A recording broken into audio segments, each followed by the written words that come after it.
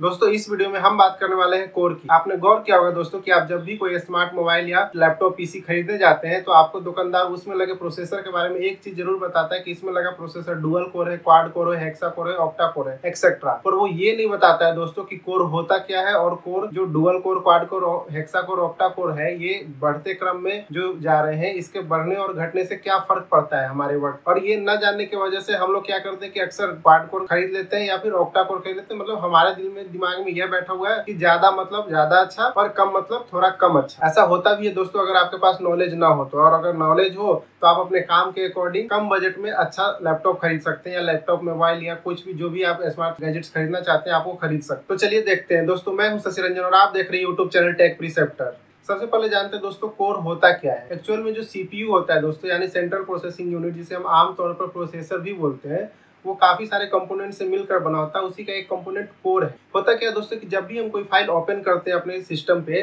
तो वो file CPU के पास जाता है। सीपीयू यानी सेंट्रल प्रोसेसिंग यूनिट, जिसे हम आमतौर पर प्रोसेसर बोलते हैं, और वो वहां से फिर सीपीयू उस फाइल को कोर के पास भेजता है। काहे के लिए? तो प्रोसेस होने के लिए। आपने बिल्कुल सही सुना दोस्तों कि कोई भी फाइल जो प्रोसेस होता है वो कोर के पास ही होता है। यानी जो रियल प्रोसेसर होता है हमारे कंप्यूटर का वो कोर ही होता है, जहाँ कोई भी फाइल प्रोसेस होता है। ये इसमें dual core, quad core, octa core, hexa core, हो सकता है कि सारे कोर एक साथ प्रोसेस कर रहे हो, और ये भी हो सकता है कि ये सिर्फ इसमें से एक ही कोर आपका प्रोसेस कर रहा हो, बाकी का बाकी नॉर्मल स्टेबल कंडीशन में हो। मतलब क्या हुआ दोस्तों कि हर एक कोर एक टाइम पे काम नहीं करता। ये आपके फाइल पर डिपेंड करता है। आपका फाइल जैसा होगा उसके अकॉर्डिंग कोर चूज होता है, और जितने कोर का रिक्वायरमेंट है उतना कोर उस फाइल को अलॉट कर दिया जाता है प्रोसेस करने के। आप ये समझ गए होंगे दोस्तों कि कोर होता क्या है या फिर कोर का काम क्या है। अब आगे बढ़ते हैं कि dual core, quad core, hexa core, octa core, इन सब का क्या मतलब है। इसके लिए हम कुछ एग्जाम्पल समझ लेते हैं दोस्तों। यहाँ पे एग्जाम्पल के तौर पे हमने फाइल के लिए 2 लोगों का परिवार, 4 लोगों का परिवार और 8 लोगों का परिवार लिया। वहीं प्रोसेसर के तौर पे हमने 2 सीटर कार, 4 सीटर कार और 8 सीटर कार लिया। अब आप एज्यूम कीजिए कि 2 लोगों का जो परिवार है अगर वो 2 सीटर में बैठे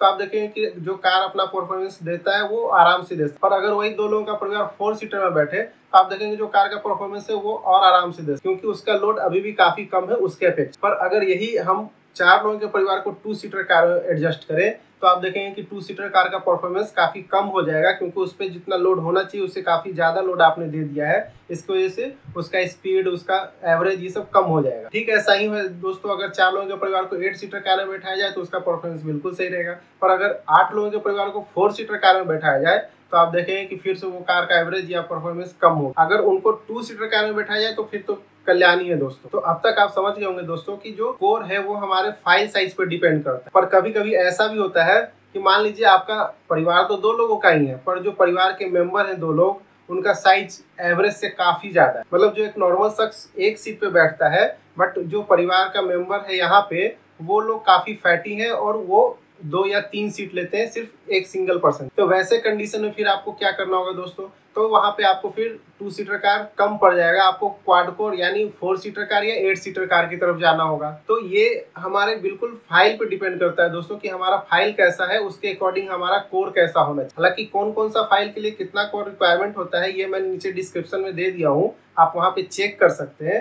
पर ये आपको ध्यान में रखना होगा दोस्तों, आप जब भी कोई स्मार्ट गैजेट्स खरीदने जाते हैं तो आपको ये समझना होगा कि आपका जो वर्क है वो किस टाइप का है, और उसके अकॉर्डिंग आपको अपना कोर चूज करना चाहिए। ऐसा नहीं कि दुकानदार ने बोल दिया ये 4 सीट, ये क्वाड कोर है, ये ऑक्टा कोर है, ऑक्टा कोर ज्यादा अच्छा है तो ऑक्टा कोर ज्यादा अच्छा। ऐसा नहीं है दोस्तों। अगर आपको सिर्फ MS ऑफिस में ही काम करना है तो फिर आपके लिए ऑक्टा कोर में पैसा फंसाने का कोई मतलब नहीं बनता, या फिर क्वाड कोर में भी आपके लिए पैसा फंसाने का कोई मतलब नहीं बनता। लेकिन अगर आपको हाई एंड ग्राफिक्स से रिलेटेड कोई काम करना है तो आपको डुअल कोर या क्वाड कोर लेने का कोई मतलब नहीं बनता, फिर आपके लिए ऑक्टा कोर बेस्ट है। तो आशा करता हूं दोस्तों आप समझ गए होंगे कि कोर क्या होता है, और साथ ही quad core, octa core, hexa core, इन सब का मतलब क्या होता है, इनको कैसे हम अपने लिए चूज कर सकते। तो आगे से आप जब भी पीसी, लैपटॉप या कोई भी स्मार्ट गैजेट्स खरीदने जाए दोस्तों तो इन बातों को ध्यान में रखें, और इन बातों को ध्यान में रख करके आप अपना सही प्रोसेसर चूज कर सकते हैं। वीडियो पसंद आया हो दोस्तों तो वीडियो को लाइक और शेयर करें। इस वीडियो को अंत तक देखने के लिए आपका बहुत बहुत धन्यवाद। जय हिंद।